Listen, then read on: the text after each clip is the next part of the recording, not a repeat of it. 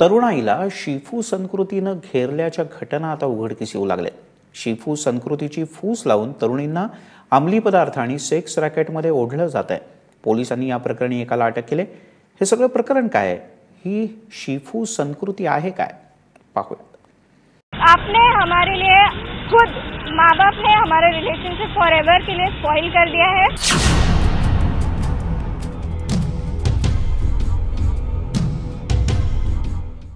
मालाडमध्ये राहणाऱ्या दोन बहिणींच्या दाव्यामुळे मुंबई हायकोर्ट सुन्न झालंय।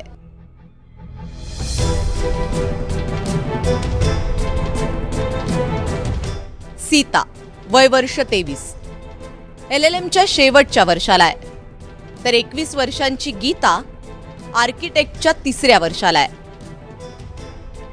दोन्ही मुलींना शिफू संस्कृतीचे प्रचारक सुनील कुलकर्णीने फूस लावल्याचा आरोप आहे। इतकंच नाही तर दोन्ही मुलींना ड्रग्ज आणि सेक्स रॅकेटमध्ये फसवल्याचंही आई-वडिलांचं म्हणणं आहे। प्रकरण हाय प्रोफाईल आहे। मुलींचे वडील CA आहेत। दोन्ही मुलींनी घर सोडल्यानंतर सुनील कुलकर्णी यांच्याकडे आसरा घेतला। मुलींना परत घरी आणण्यासाठी आई वडिलांनी पोलिसांकडे धाव घेतली, पण मुली सुज्ञ आहेत आणि म्हणून काहीच होऊ शकले नाही। अखेर आई वडिलांनी मुंबई हायकोर्टाकडे धाव घेतली। न्यायमूर्ती रणजित मोरे आणि अनुजा प्रभुदेसाई यांनी पोलिसांना झापडल्यानंतर सुनील कुलकर्णी विरोधात गुन्हा दाखल करण्यात आला आणि त्याला अटक केली। सुनील कुलकर्णीने मुलींना सेक्स रॅकेट आणि ड्रग्जच्या अंमलाखाली आणल्याचा आरोप पालकांनी केलाय, पण मुलींनी उलट आई वडिलांनाच आरोपीच्या पिंजऱ्यात उभं केलंय। ये जो स्टोरीज और एलिगेशंस लगा रहे हैं मिस्टर कुलकर्णी पर, ये सिर्फ उनका डोमेस्टिक वायलेंस एक्ट छुपाने के लिए।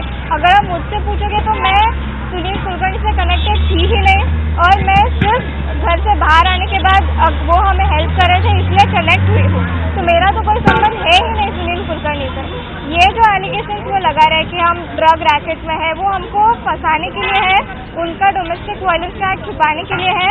वो ये पूरा फॉल्स स्टोरी बना के सुनील कुलकर्णी को टारगेट कर रहे हैं ताकि वो हमें किसी भी तरह हेल्प न कर पाए, हम पूरी तरह से हैंडीकैप हो जाए और घर पे हम फिर वो जैसे चाहे हमको प्रेशराइज करे, जैसे चाहे हमको मारपीट कर बंद करके रखे। शिफू संस्कृतीचं गौड बंगाल आपल्या समाजाला नीटसं माहीतही नाही। स्वतःचा मेंदू आणि मज्जासंस्थांचा एकमेकांशी संबंध घडवण्याची ही प्रक्रिया आहे। माणसाच्या मनातील जनावर शोधून त्याला भावनात्मक पद्धतीने उघड करण्याचं हे साधन आहे। काहींच्या मते यासाठी लैंगिक आणि शारीरिक संबंधांचाही वापर केला जातो। सुनील कुलकर्णी शिफू संस्कृतीचा प्रचार आणि प्रसार करतो। फेसबुकवर त्याचं एक पेजही आहे।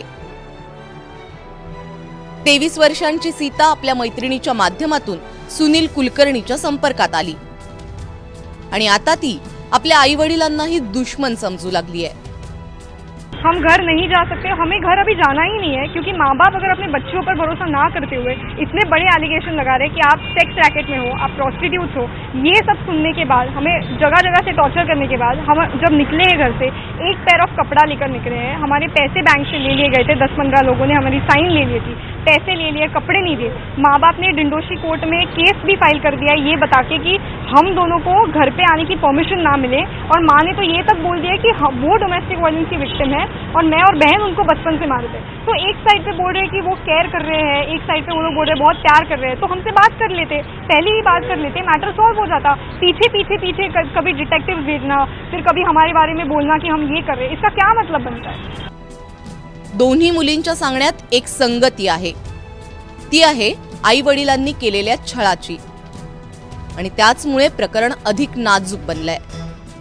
कि ये जो केस है बहुत सिंपल केस है। ये केस है domestic violence end wrongful confinement का, जो 18 दिसंबर को हमारे माँ बाप ने हमको मार पीट कर, मेरा लिटरली गला दबाकर, मेरे सिर इसको दीवार को पीट कर हम पर मारपीट कर ये एलिगेशंस लगाए गए कि हम लोग ये फोर्स किया गया हम लोग को बोलने के लिए कि हम ड्रग माफिया में है या कोई प्रोस्टिट्यूशन रैकेट में है, और इतना तक बोलने के लिए फोर्स किया कि मैं बाहर जाती हूँ और मेरा रेप हुआ है। तो ये जो बैकग्राउंड है वो बचपन से है। बचपन से ही हमारे फादर को लड़कियां नहीं चाहिए थी घर पे, एंड अगर लड़कियां हैं तो उनको बांध के कैसे रखना चाहिए, उनको कंट्रोल में कैसे रखना चाहिए, ये मेंटालिटी उनकी बचपन से है।